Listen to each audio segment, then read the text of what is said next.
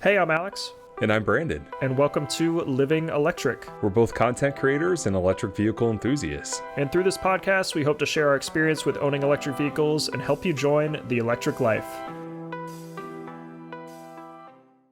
Hey everyone, welcome back to Living Electric. We are on episode 2 of season 4, which is hard to believe that we're already on season 4.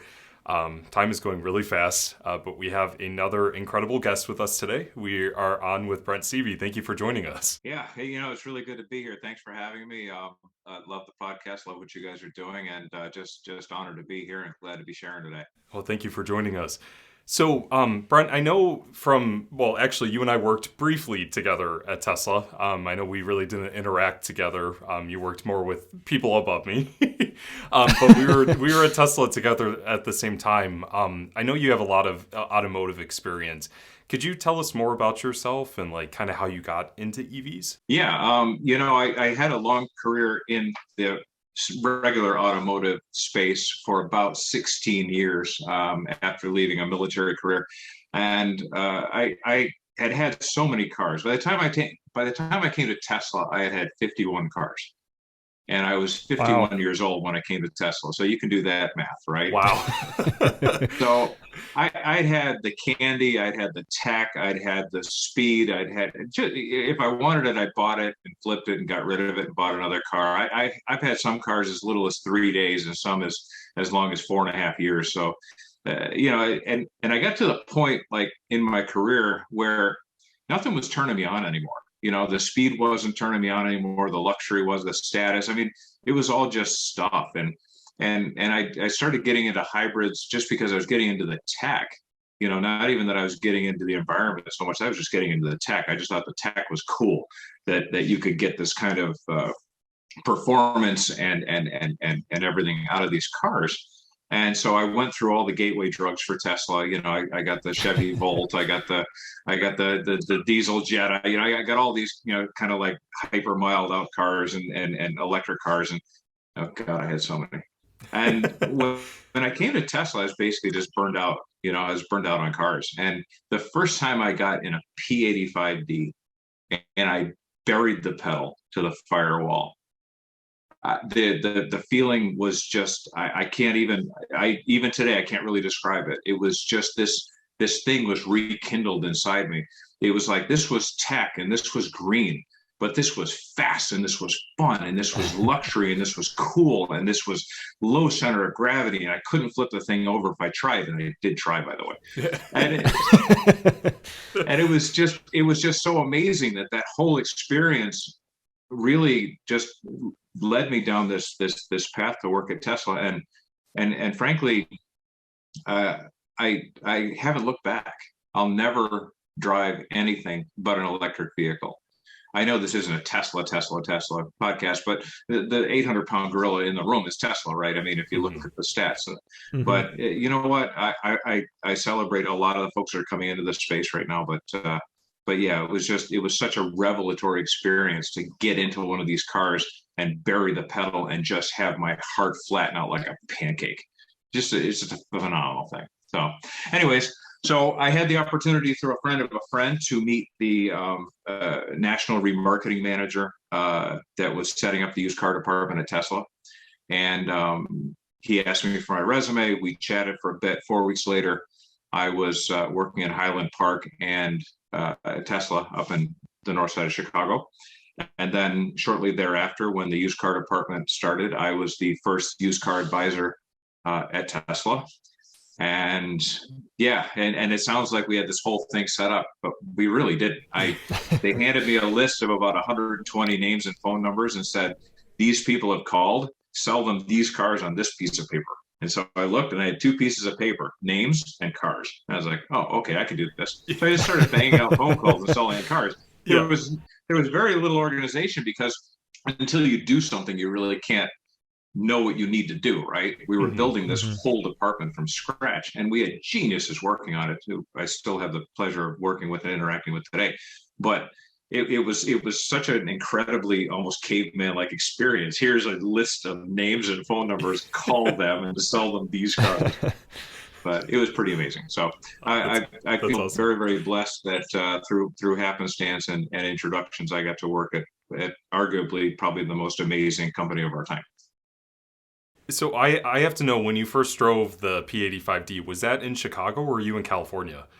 Yeah, in Chicago, up on the north side, I was at Highland Park, and it was like my first or second day, and boy, I put the pedal down on that thing, and honest to God, it was just the speed was just sick and absolutely quiet and just. And I've been in some fast cars. I mean, I have not denied myself fast cars at all. But boy, I'm telling you, it was just astonishing that every single button that I have could be pushed at the same time, right? Performance, Hmm. green, uh, comfort, luxury, just everything was wrapped up in this one slam dunk of a accelerator pedal. I almost Yeah. said gas pedal. Can't say that. Yeah. Yeah. I Say feel like that by now anymore. you should have broke that habit. I know. I used to tell people when I take them on test drives, I'd say, you know what, if you say gas pedal 3 times, wherever we are, I kick you out and you have to walk back. So I stopped people from saying that really quite quickly. But yeah, it's been a crazy ride. It's been a lot of fun. And yeah, I just yeah, after 4.5 years at Tesla, if you figured it out in dog years, that's about 32.5 years. It was just I was burned out. I had a pile of stock because I was a true believer from day one and just bought up privately as well as through the stock purchase and everything. I just piled up a bunch of Tesla stock, and yeah, at the end of that run, I just decided, you know what, I'm gonna work on my yard for about a year. Yeah, yeah. Well, definitely sounds like you deserve that. Yeah, yeah. Yeah. At some point, you just have to put the brakes on and gather your marbles back and just kind of figure out what you want to do. And during that time, it was kind of the soul searching because I'm like, I really love the Tesla mission and I love what they were doing, and yet I couldn't work there anymore, and so at the near the end of this year long gardening exercise. A couple of friends of mine reached out who I had known for years. One of them actually worked at the used car department with me, helping set that up. And the other one was running a leasing company down in Texas that I had sent a lot of clients to called Xcelerate Auto. And they reached out and said, listen, we've got this product, Xcare. We're helping our community. We really want to just blow this thing up. We want you to come on board and just help us to market it, help us to get it, in front of more and more people, and just help us to grow it. And it was an amazing kind of synergy because I love both these guys dearly. They're two of just the most amazing people. And so to have the opportunity to work with them and to help our community and to get back into the Tesla EV mix Hmm. was just an amazing synergy of everything that I wanted to do again, but I just didn't want to do it inside Tesla. So it just worked out so well. Yeah, yeah. Well, I bet that re-energized you to be back in Oh my it God. while Oh interacting my with God. Teslas. Yeah, Oh my God. Tesla people are fun. EV people are fun. yeah. You know what? There's so many motivations for driving a Tesla, and I identify with every one of them. So it's so easy after 2 or 3 minutes into the conversation, you basically suss out what their motivation is. And you can identify with that because that's part of your motivation as well. So when I Hmm. talk to people about Xcare, it's so neat because I don't have to make anything up. I don't have to feign any kind of excitement because I do have that excitement. I am part of that world. We all are at Xcare. And so it's so easy to relate because we're all in this together. That's kind of cool. So for the viewers that don't know, or I guess the listeners as well, what is Xcelerate and like what's your kind of mission with that company? Well, Xcelerate was founded in 2014 by KJ Gimbel. He came out of the fleet leasing space. He actually helped to write the first leases on Teslas way back in 2012. He wrote some of the first leases on Model S's even before Tesla had their own leasing program.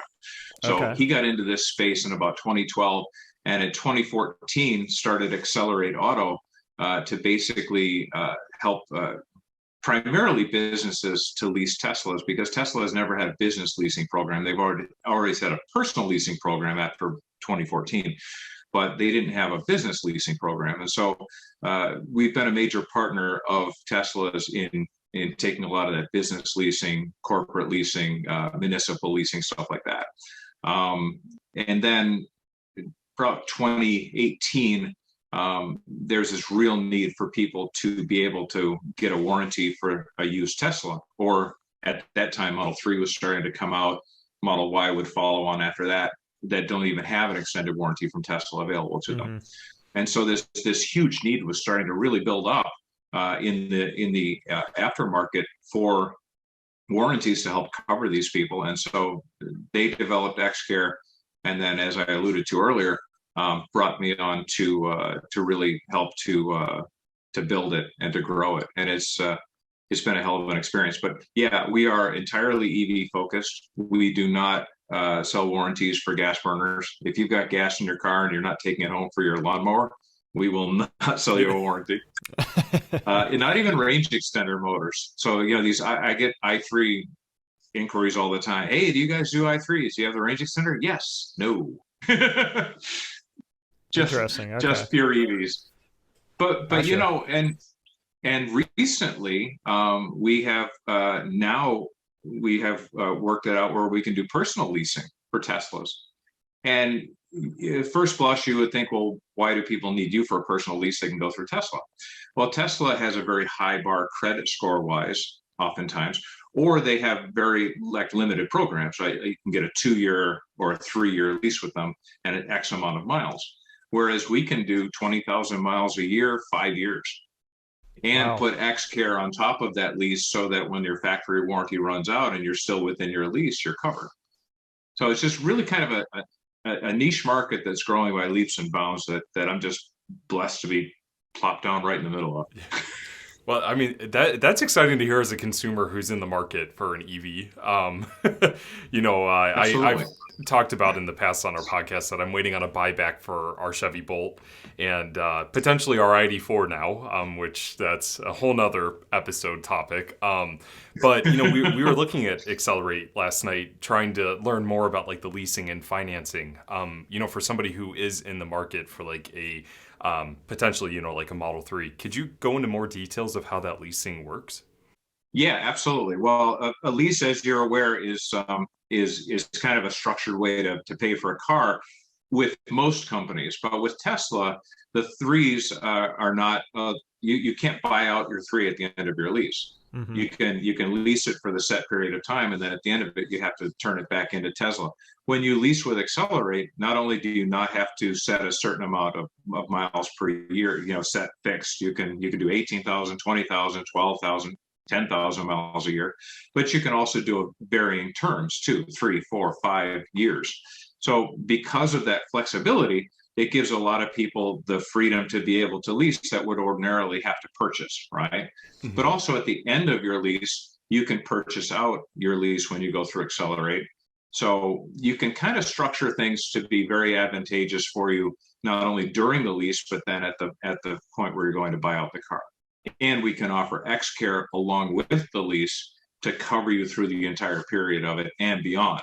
So a lot of people, when they lease a car, they lease it for tax benefits or for payment benefits with a view towards buying it out at the end of the lease. Mm-hmm. Well, if you know that that's your MO, if you know that that's what you're doing this for, then why wouldn't you just go ahead and get an 8-year, 100,000-mile warranty at the beginning, run your lease through it, and then buy out your car and have a 3-year warranty still in the car?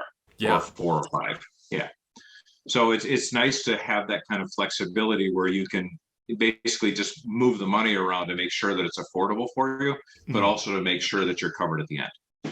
So it sounds like a win-win, essentially. It is. It is. It's surprisingly, very few things in this life end up being a win-win, but it really is. And sometimes too, folks will have a lower credit score than Tesla's line, right? Mm-hmm.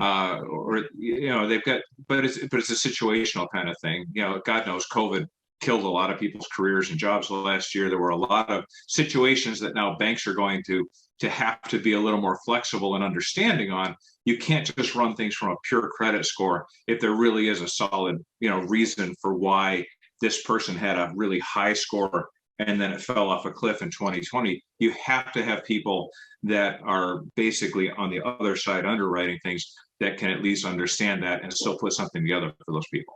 But there are a lot of people that still want to get into the space, and we want to make sure that they're taken care of. Yeah. Oh, that's awesome. Yeah, there's just a lot of stuff. There's a lot of balls in the air at Xcelerate. I have my little corner of the world with Xcare, which is no little corner, but yeah, the leasing and the financing and we've got some interesting things on the horizon that I'll save for another podcast because we don't have things finalized. But we're working on upfitting programs as well for Cybertruck and also for municipals, cop cars and stuff like that, and municipal cars. So, but I'll leave that there because that's a story for another day. Yeah. So there's always something cooking and never a dull moment. Let me tell you that.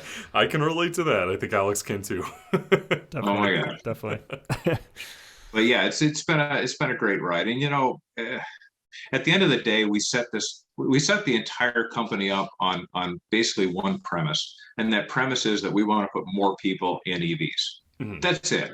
That's simple. We want to put more companies in EVs. We want to put more municipalities in EVs. We want to put more individuals in EVs, but not only put them in the car, but then make sure that they're protected once they're in the ownership experience. Because for a lot of people, it's really sad because I was in the conventional auto business for a long time. And so often, the management just wants to cram them into a car, no matter if they can afford it or not, no matter if they can maintain it later or not. They just like make the deal, cut the deal, put them in the car, Yeah. without a view towards actually like making sure that these people are going to be okay in the car. And so Tesla has been this dream car, this aspirational car for a lot of people. But the problem with an aspirational car is you aspire to it and then you can just grasp it, just grasp the monthly payment, right? And the insurance payment, it just makes sense. But then you have a problem, you have an issue, a service issue. And now what do? You need to have your car. You need to get to work. You need to do whatever you need to do with your car. But now you have a service issue that's a few $1,000s. Now what do? Do you not make your car payment? Do you not make your house payment or your rent payment? What has to go to the side so that you can afford this big bill because a big thing broke on your car? Yeah. So if you can wrap all that in at the beginning of the process, at the beginning of the ownership experience, then when the unforeseen happens, it isn't a catastrophic thing. For a lot of people, it's sad to say, a lot of people kind of live check to check or maybe two checks to check. And if something really big happens like that, it's hard to bridge over. Even if you can afford it, no problem right now. You're balling, you're living large, whatever.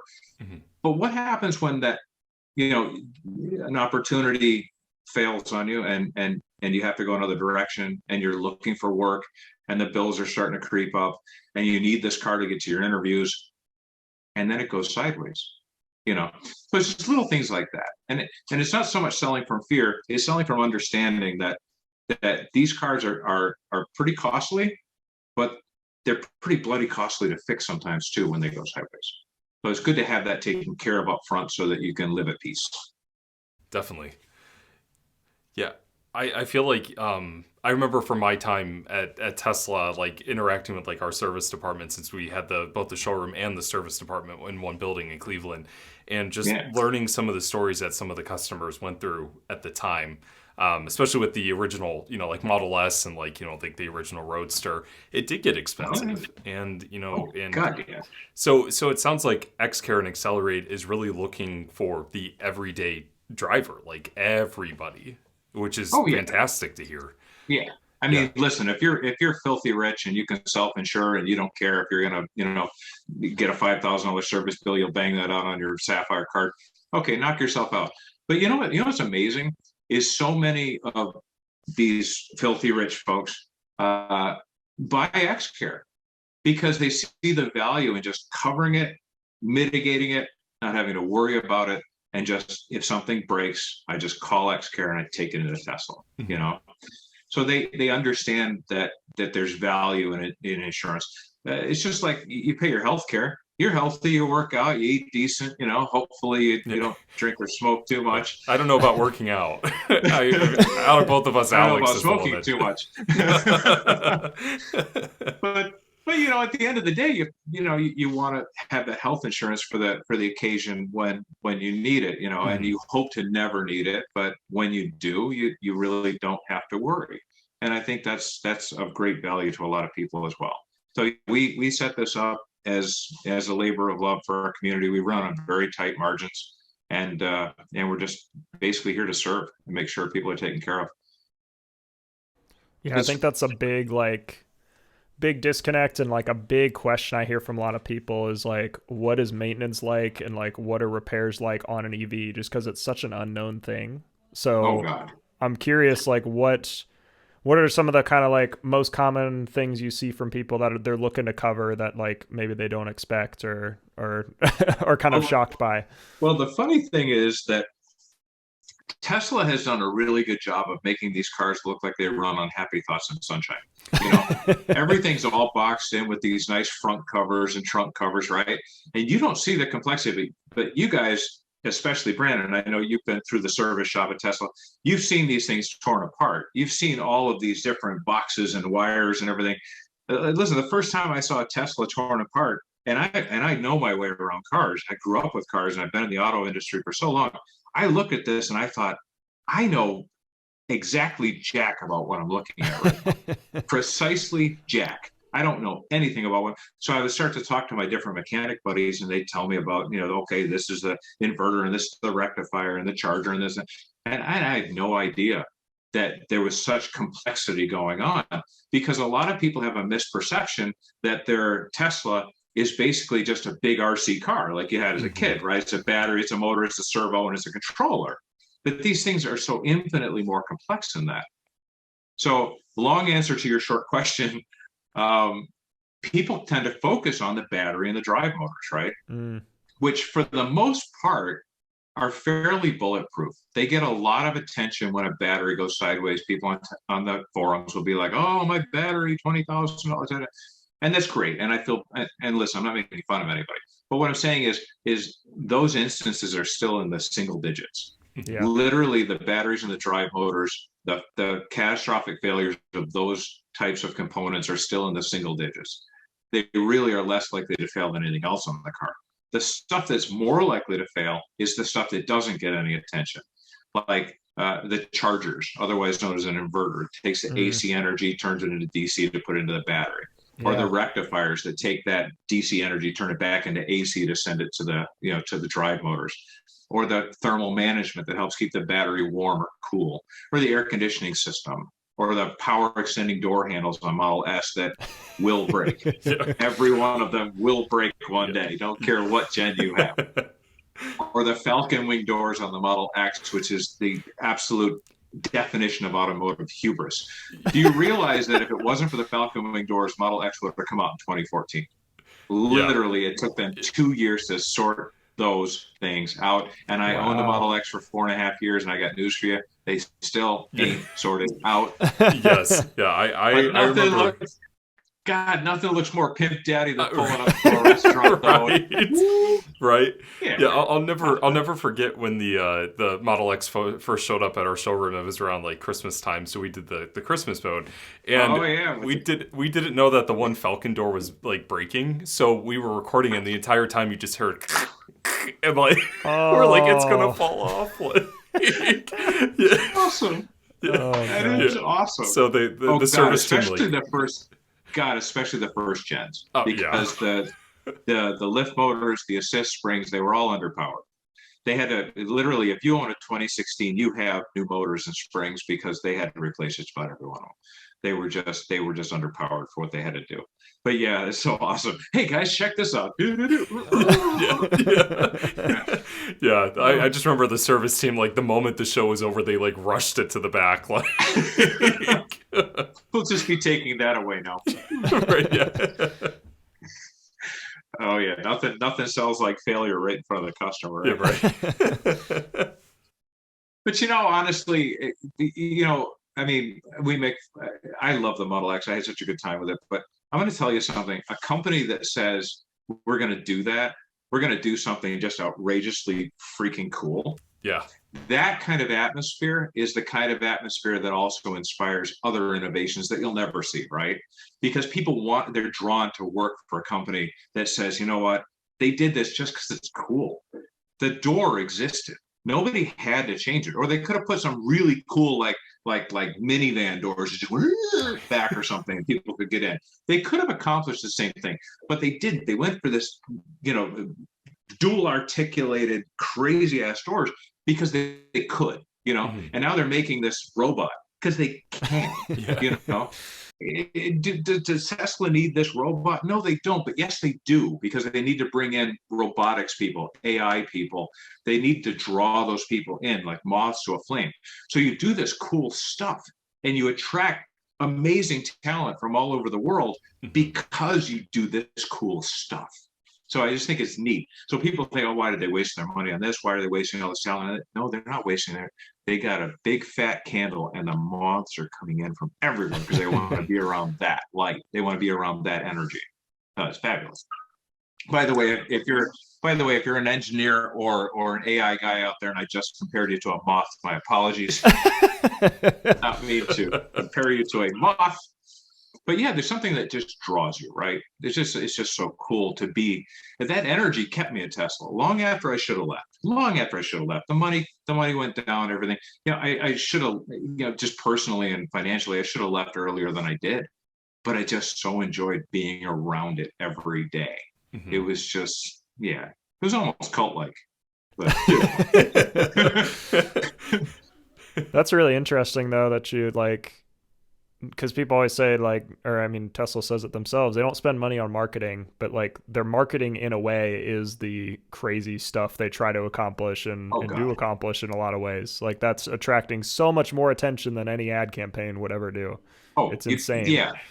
I used to tell people, you can't pay for this. You really can't pay for this kind of buzz, right? You just make this incredible, awesome thing, and you let people just go nuts with it.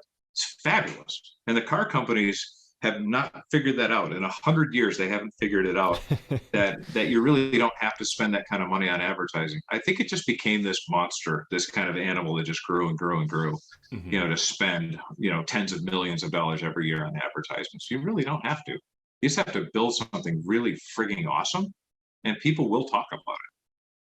Yeah. Yeah. No, I agree. The more you have to tell people you're cool, the less cool you are. Yeah. It's true. You're right. Right?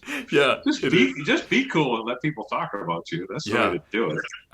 I remember, you were talking about all the cars that you grew up with and that you owned. I grew up around sports cars, and I'll never forget the first time I drove a Tesla. And I have 2 Tesla tattoos. I had them prior to working for Tesla. They actually are the things that got me the job.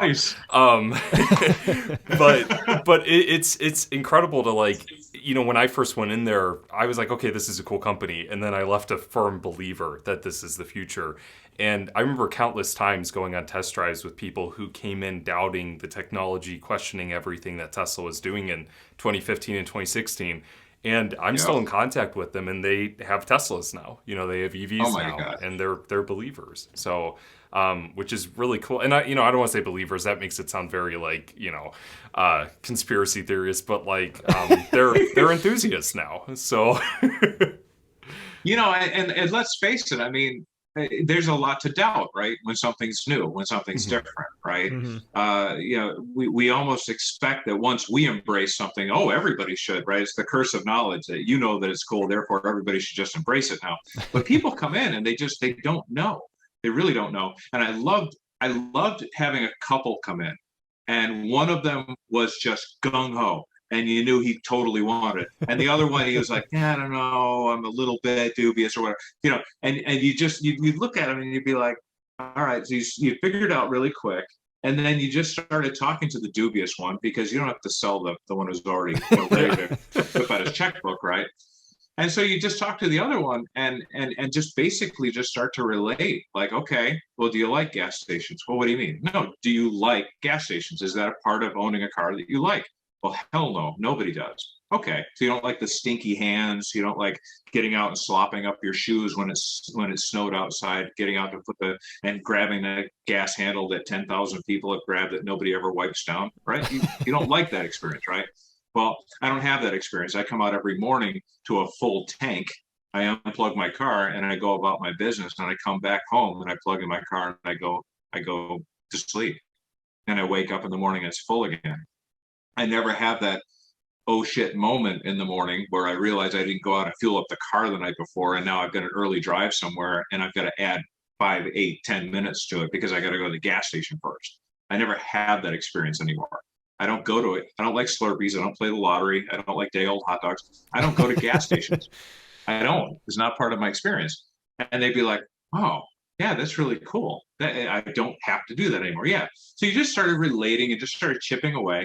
And you go, okay. So basically when we go out on the test drive, this is what you're going to experience. This is what you're going to do. And then they go out and they would have this great feeling about it already because you've already made it something really attractive.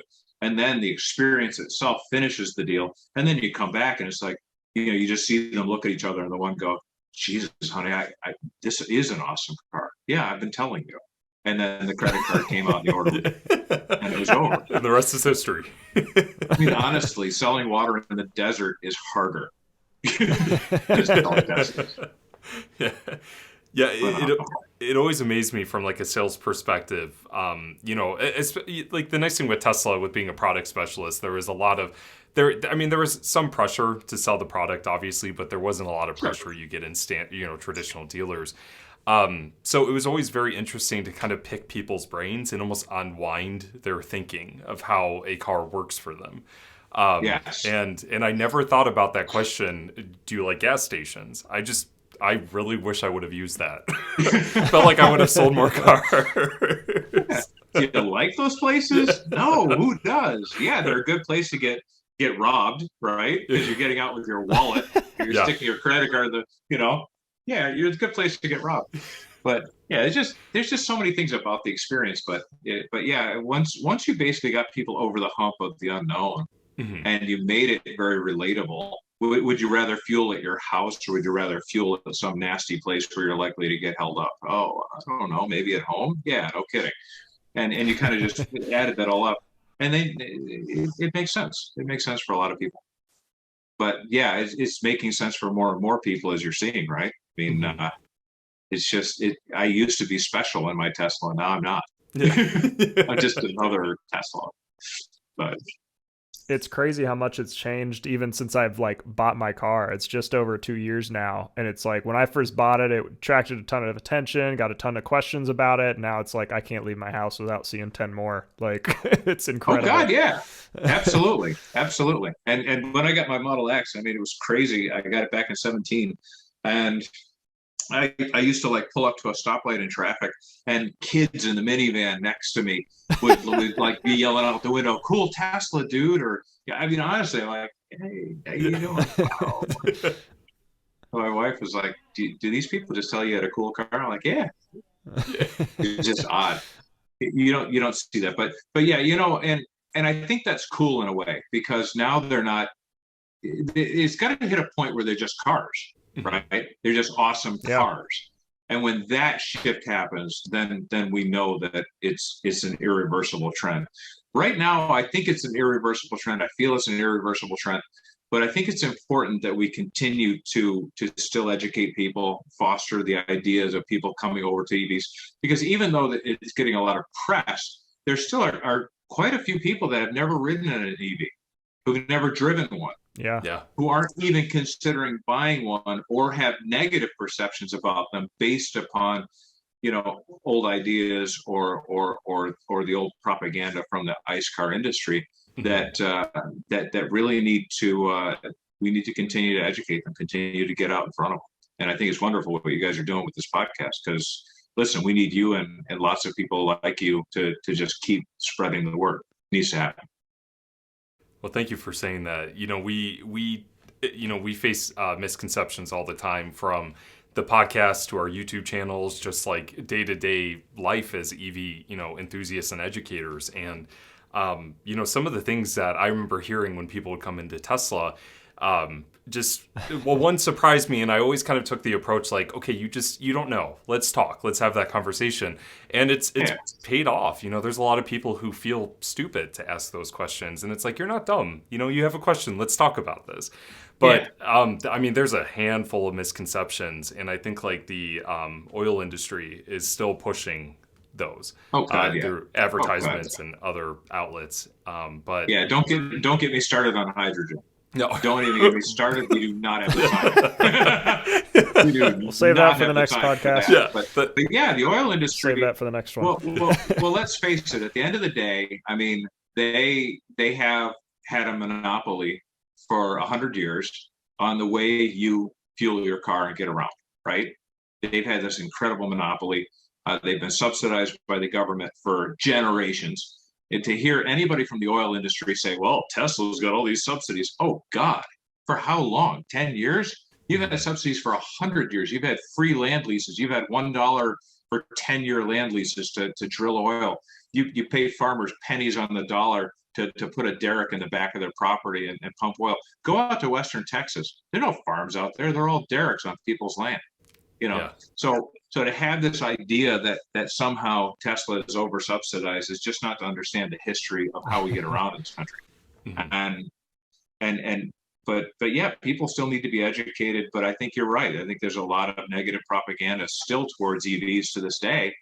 Because let's face it, if I came and started picking your pocket, you'd probably want to do something about it too. And sooner or later, there weren't a whole lot of horse stables in the 1930s in Chicago, but there were lots of horse stables in the 1920s. Mm-hmm. And sooner or later, there are going to be no more gas stations because nobody's going to burn it anymore. And they know that and they see it coming. But I recently posted on LinkedIn. I hope I'm not rambling too much. I recently posted on LinkedIn. This is the point of a podcast. This is why we have guests. About how BP in the UK, the BP stations in the UK, are reaching parity of profit between their EV charging and their petrol sales, their gasoline sales. They're reaching parity of profit. Now that's just on the pure sale of petrol or energy, right? That's not including all the people who are coming in now and buying soda, buying lottery tickets, buying a bottle of wine. Because let's face it, your average gasoline customer spends 4 to 5 minutes maybe out at the pump, or maybe just puts a couple of gallons in and buggers off. Yeah. Your average EV person who is plugged in spends 20 to 30 minutes. What would you pay to have somebody that has 20 to 30 minutes of jack to do except to come in and buy a slice of pizza and a cold drink and a cup of coffee and maybe a putting range, an indoor driving range? I mean, think about it. If people can set up these experience types of things where you go in, you plug in, and then you come in, plug in and come in. And if they come in and they're in there spending money and buying stuff and getting their nails done, getting their hair cut, I mean, think about it. You have people that are stuck there for 20, 30 minutes that are just tired of the video games on Tesla's dashboard. And they're looking straight into your Thai restaurant and going, you know what? I think I'll call in for some pad Thai. Yeah. You're there. You're stuck. Every time I, stop, and I think Alex, you'd probably say the same thing. You go into the business where the charger is located. Yes. Sadly for me, most of mine are at Walmart's because I don't have a Tesla. Most of mine are at Electrify America stations. But still, I end up going into the Sheets that it's at. I get lunch, I get a drink, and then and most of the time I have to go back in once the car's charged because then I have to use the restroom. Then I get something to go. Like it's a great business model. And it is an absolutely awesome business model. Yeah. And I think, Alex, I don't know if you saw this, Brent. It actually just went live about a week ago, but there's a new charging hub in Arkansas. It's called Franklin's Charging Hub. I stumbled upon it today. It's a smaller charging hub right now. They have 2 charge point stations and a Tesla destination charger. Nice. But the main point is to have a place for drivers to go use the restroom, get snacks. They'll bring in food trucks. They'll have things for people to do while their car's charging. but they're Awesome. expanding throughout Arkansas. And I was so excited to see that because I genuinely think that's going to be the future of charging hubs is Oh gosh, businesses yeah. like that. Yeah. Gosh, yeah. And why not? See, the one thing that we hate to do is waste time. People don't Mhm. want to waste time. They want to get things done. So if the charger is there, if you're sitting there charging and you've got a grocery store over here and you need to go pick up some groceries, well, okay, go get your, I used to like start planning around it before I had home charging, and I was running on 110, which is bloody miserable, by the Yeah. way. Do not run on 110. If you can avoid it, don't do it. But I used to plan my charging around having to go to the Meijer, which is a big grocery store up here, because they had the superchargers right outside. So it was brilliant, and they had a Chipotle over there as well, so I could be like, hey, grab a bite to eat, go in to get my shopping, come back, unplug, leave. It was fabulous. So yeah, I think at the end of the day, the new space race, as it were, for gas stations is going to be plug in and come in, Mhm. plug in and come in. Figure out a way to get people to plug in and come in, and I think if you kind of built it out in such a way, or you even had concierge like service where you plugged in and you dropped your key at the door, and when your car was done, they'd move the car off the charger for you, so you could stay and finish your meal, stay and hit a few more balls or whatever you're doing there. That I think that's just a fabulous idea. The money is in the liquor and lotto. It's not in the fuel. The money is in the liquor and the lotto. If you can get people in and get them buying, you're done. Yeah. Yeah. Yeah. Absolutely.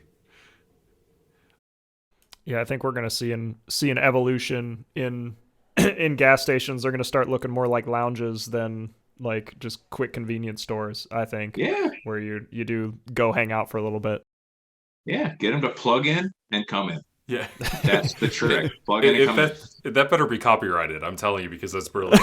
There you go. Take it, man. Take it. It's all yours. Well, Good. we'll I'm partner good up. for the plug in and come in. As a matter of fact, you can actually make it plug in and come in. Yeah. Be the name of the place. Plug in Right. and come in. Yeah. But yeah, I mean, how cool is that? I mean, you got to do something. It's a chore, anyways. Make something fun out of it. Make something Mhm. compelling out of it. Every front window in that could be like, their number would be up. At the charger, order now with a sign up there, or daily special, 2 slices and a Coke. Yeah. 2 slices and a Coke. I could use a slice, and you're in because you're sitting there. Yeah. What do human beings do when they sit? They look around, and there you go. Brent, I wanted to circle back regarding XCare. Could you Yes. go into a little bit more details of what that warranty covers and like how long the periods are for the warranty? Yeah, absolutely. The flexibility that we have with Xcare is really awesome. You can do 3 or 4 years. You can do up to 10 years. We can cover cars up to 10 years old for an additional 10 years. So if you come to me with a 2013 Model S, I can cover that car for another 10 years or up to a maximum of 175,000 total miles.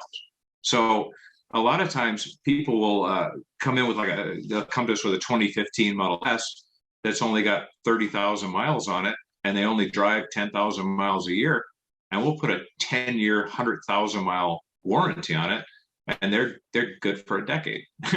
Now, we do not cover the battery and the drive motors. The battery and the drive motors are covered by Tesla under a separate 8-year warranty, but the engineering behind them is for an effective lifespan of about 15 years or 500,000 miles. So the idea is that during the first 8 years of the vehicle's life, manufacturer defect will basically shake out during that time.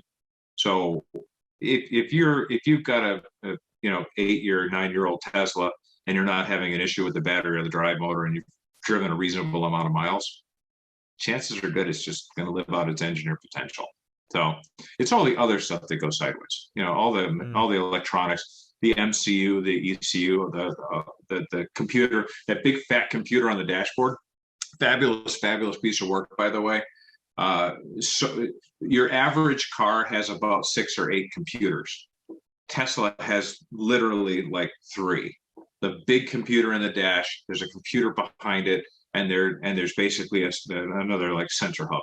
But for the most part, Teslas are very, very simple from a computational standpoint, just like raw like thing, right? The MCU is basically the brains of the whole outfit, and it's right there in the middle of the dash. Well, if that goes out, you don't have a car, you have a paperweight, because that thing's going nowhere. Yeah. If that is the brain of the entire thing. Cut off your head, see how well you work. You don't work very well. Well, cut off the vehicle's head, and it doesn't work very well. And so and it's not that terribly expensive anymore. They're about $1,500 for the unit, $1,200 to $1,500, but it's the labor and the reprogramming of it. So it's a lot of like labor hours as well as just the raw unit itself, and just everything that's just involved with keeping the battery at the correct operating temperature. There are pumps, there are sensors, there's just myriad things going on. And so many people, honestly, they underestimate, as I alluded to before, the simplicity of these cars, because Tesla purposefully made them look simple, right? Mm-hmm. They could have done the automotive thing and had you flip up the hood and all these gadgets are under there, but they didn't. They pulled it all back to the firewall. They gave you a neat little trunk there, nice and carpeted, that you can put your groceries in, and they hid away the complexity of these cars. But the fact is, there's so much going on with energy changing from AC to DC, back into AC, and regenerating and heating and cooling itself, and heating and cooling the car, and the sensors and the cameras and the radars and all of that tying together is just this immense electronic symphony that if one thing falls out of it, you get an alert saying car may not restart. Oh no, I need my car to start. It's heavy. I can't push it and I can't walk home. What's wrong? 2 weeks, I recently sold my Model X, and 2 weeks before I sold it, I was out doing some promotional stuff for Xcare, and I pulled into the supercharger and it said car may not restart. And I was like, oh, that's not good. So I naturally unplugged right away, went over to the service center. Well, it turned out that my battery thermal management needed to be replaced to a tune of 1,300 and change. Well, it's just a typical repair. It's just something that typically happens. That unfortunately, when you add that to half shafts for 3,500 and this and that, the other, it tends to create a pile. So you hope when you buy an extended warranty that you don't need it, but when you do need it, or you need even more than you put in, then you end up on the positive. But I think what it comes down to is it's like some type of enforced discipline, right? Because we don't have the discipline to set aside money. I've heard so many people go, well, take that money and put it in the stock market, and if you ever need it, you can just, for your repairs. Yeah, but what happens with a cookie jar? You reach into the cookie jar. The government does it all the time. They set aside money for one program, then they reach into that cookie jar. That's why by the time you guys are old enough, you're not going to have jack from Social Security, because they've been robbing that cookie jar for about 50 years now. Well, that's the same thing that we do as people, right? Our government are just made up of people, and we're just people, right? So we put aside this money in this cookie jar, right, for repairs on our Tesla. And then what happens? Well, your friend gets married and it's a destination wedding in the Caymans. You're like, oh, well, okay, I'll go into the cookie jar, but then I'll put the cookies back in. And so you go in for that 1,200, 1,800 that the quick destination wedding is going to set you back, and the gift, oh God, that's another 300. Okay, so you go into the cookie jar, and then you intend to put the money back in it. And sooner or later, that cookie jar dwindles and dwindles, and then your situation goes kind of sideways because the company that you really hoped was going places didn't, and everybody got fired. And now you're interviewing, and your cookie jar is empty, and car may not restart. And you go, ah. Whereas when you have a warranty, you just rip the Band-Aid off, you pay the money, but then it's gone. It's out of your head. It is now a warranty. It has changed form in your head. It is now a warranty, right? Just like when you go into Vegas, you change your money in for chips. Your money is gone. The chips, you have chips now. Is your warranty. And you stop thinking of it as money anymore. And that's the magic of a warranty, is you stop thinking of it as money and you start thinking of it as a warranty, and you just leave it there. And when you need it, it is there. So it's enforced discipline, because most of us don't have the discipline to set aside anything, unfortunately, or the wherewithal. Sometimes it's just hard. Life happens, and you dip into the said cookie jar, and then you got crumbs when you need it. Yeah. And also, let's face it, to give you an example, not to be scary, but about 3 weeks ago, we paid a $10,300 claim on a Model X. Now, does this happen all the time? No, it doesn't. But we paid a $10,300 claim on a Model X. It had a raft of issues, literal raft of issues. I don't know who owned this thing before, but they obviously didn't care for it at all. And we paid a $10,300 claim, and that was on a $4,800 retail warranty, and he's still got 3 years left on his warranty. We do not have a lifetime cap on payment. So we didn't set up Xcare to mitigate that. We set up Xcare for that, and some people that are getting an easier, lighter ride that don't use it as much or don't have to use it at all, maybe, but they have the peace of mind of knowing it was there.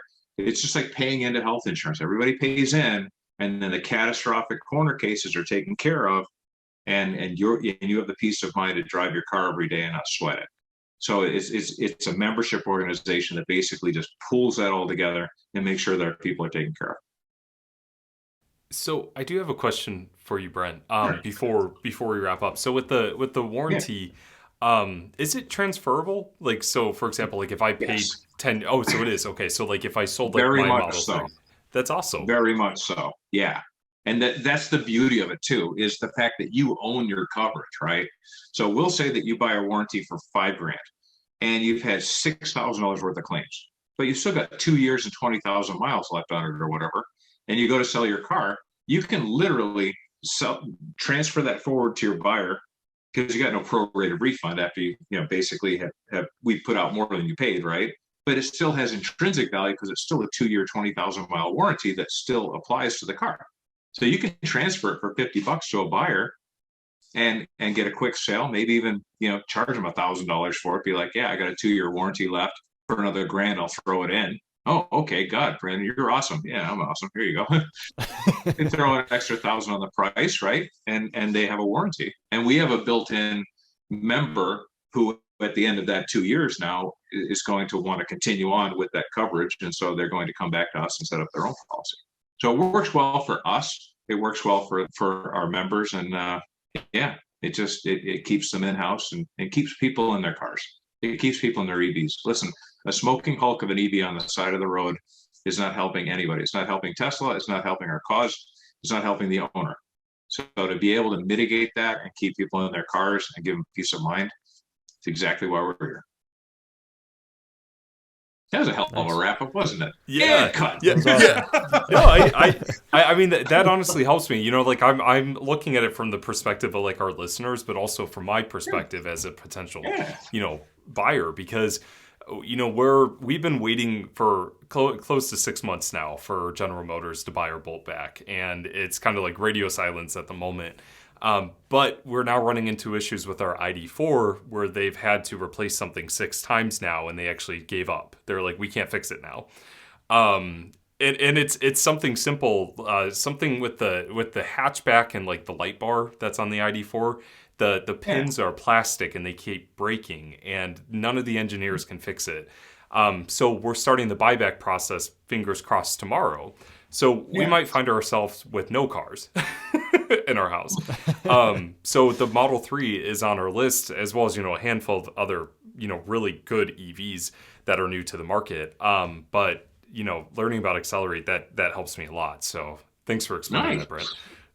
Nice. No worries. Well, you know what? Honest to God, what this did is this opened up EVs to a lot of people that couldn't afford them before, because a lot of people can't get in at that new price point, but they can buy a used one and then put a warranty on it and get into the space.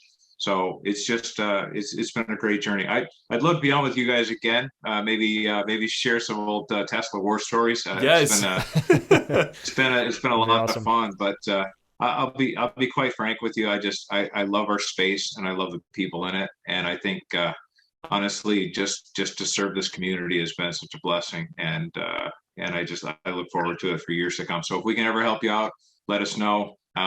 If any of your listeners would like help, please feel free to put out my information out there and have them contact me directly. That'd be awesome.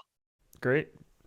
Yeah, we'll have the website and your information in the description of this. So if anybody's looking for an extended warranty or wants to lease or finance a vehicle, That'd go talk to Brent. Talk to Brent. Talk to Brent. I am your man.